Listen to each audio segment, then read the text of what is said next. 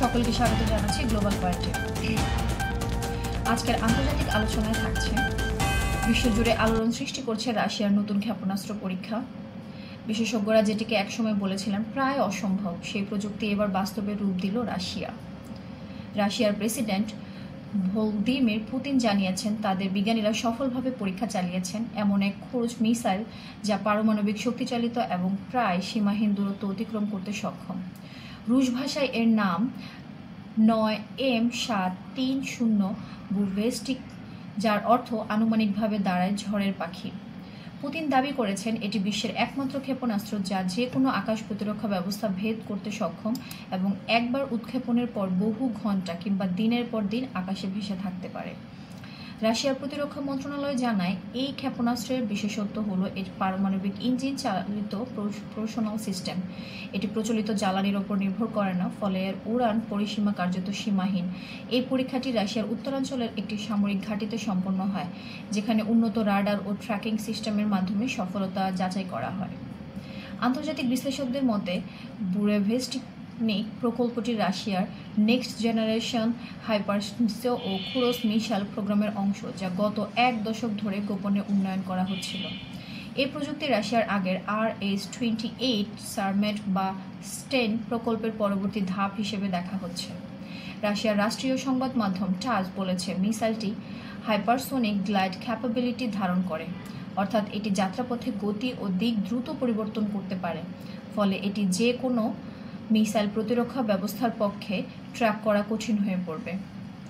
এই কারণে পশ্চিমা প্রতিরক্ষা মহলে মিসাইলটি নিয়ে উদ্বেগ তৈরি হয়েছে। তবে রুশ প্রেসিডেন্টের ভাষায় এটি কোনো দেশকে ভয় দেখানোর জন্য নয়, বরং রাশিয়ার জাতীয় নিরাপত্তা রক্ষার জন্য। তিনি আরও বলেন বিশ্বের শক্তির ভারসাম্য রক্ষায় রাশিয়ার নিজস্ব সক্ষমতা থাকা জরুরি।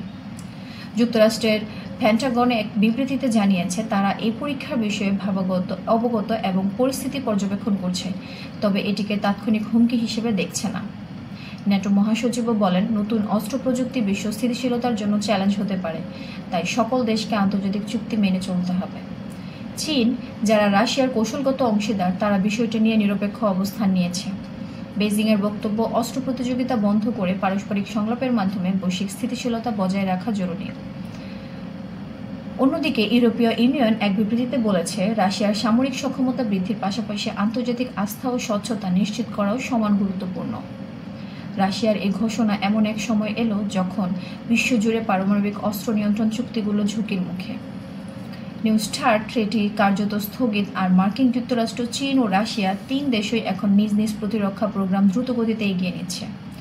রুশ সামরিক সূত্র জানায় বুরভেস্টিনেইকের পরবর্তী ধাপে তারা এই উৎক্ষেপণের ও নিয়ন্ত্রণ ব্যবস্থা আরও স্বয়ংক্রিয় করার পরিকল্পনা করছে। এই প্রযুক্তি সম্পূর্ণ বাস্তবায়িত হলে এটি বিশ্বের অন্যতম অগ্রসর ক্রুজ মিসাইল হিসেবে ইতিহাসে স্থান পাবে বলে ধারণা করা হচ্ছে। বিশ্লেষকরা বলেছেন রাশিয়ার এই সাফল্য মূলত একটি রাজনৈতিক বার্তা, যা পশ্চিমাদের জানিয়ে দিচ্ছে রাশিয়া এখনও বৈশ্বিক সামরিক ভারসাম্যের একটি প্রধান খেলোয়াড়। তবে আন্তর্জাতিক শান্তি পর্যবেক্ষকরা সতর্ক করছেন নতুন প্রজন্মের এমন ক্ষেপণাস্ত্র তৈরি বৈশ্বিক প্রতিরক্ষা কাঠামোকে আরও জটিল করে তুলতে পারে এবং সামরিক প্রতিযোগিতা বাড়লে শান্তিপূর্ণ আলোচনার পথ আরও কঠিন হয়ে যাবে। সবশেষে প্রশ্ন থেকেই যাচ্ছে, এই পারমাণবিক শক্তিচালিত ক্রুজ মিসাইল কি শুধু রাশিয়ার প্রতিরক্ষার অংশ, নাকি এটি নতুন কোনো ভূরাজনৈতিক বাস্তবতার ইঙ্গিত দিচ্ছে?